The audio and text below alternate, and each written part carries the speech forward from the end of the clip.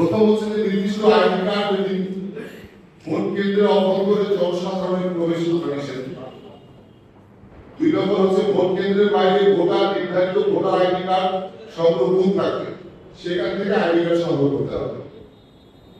Voter ID card vote কেন্দ্রের প্রবেশ পথে প্রদর্শন করে ভোট কেন্দ্রে প্রবেশ করতে হবে। ভোট কেন্দ্রের অভ্যন্তরে সম্মানিত প্রার্থীগণ নির্ধারিত এলাকায় অবস্থান করবেন।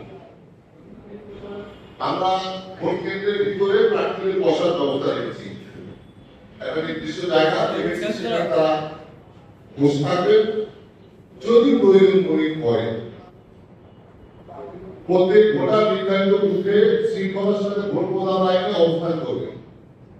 সারিবদ্ধভাবে ভোটার সহকারী প্রিজাইডিং অফিসারের নিকট নিয়মমাফিক ব্যালট পেপার সংগ্রহ করবে এবং গোপন কক্ষে পছন্দের প্রার্থীকে ভোট প্রদান করবে।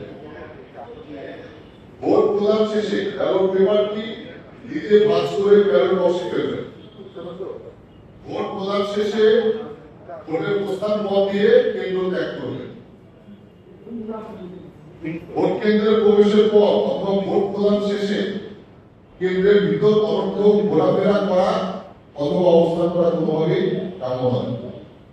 শুধুমাত্র প্রার্থীগণ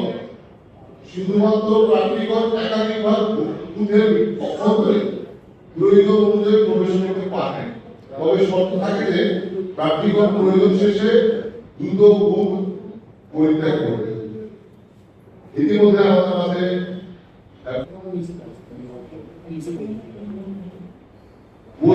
এজেন্টগণ নির্ধারিত স্থানে অবস্থান করে ভোট প্রদান কার্যক্রম অবলম্বন করবেন। বুথে কোনো সমস্যা দেখা দিলে এবং সন্দেহজনক আচরণ পরিলক্ষিত হলে পোলিং এজেন্ট সহকারী প্রিজাইডিং অফিসারকে অবহিত করবেন। সহকারী প্রিজাইডিং অফিসার বিষয়টি সুরাহা করবেন। এতে সমাধান না হলে পোলিং এজেন্ট প্রিজাইডিং অফিসারকে অবহিত করবেন, পর্যায়ক্রমে নির্বাচনী বোর্ডকে অবহিত করবেন। পোলিং এজেন্ট শান্তিপূর্ণভাবে তার দায়িত্ব পালন করবেন। ভোট প্রদান বুথের অভ্যন্তরে মোবাইল ব্যবহার ও ছবি তোলা সম্পূর্ণ নিষিদ্ধ।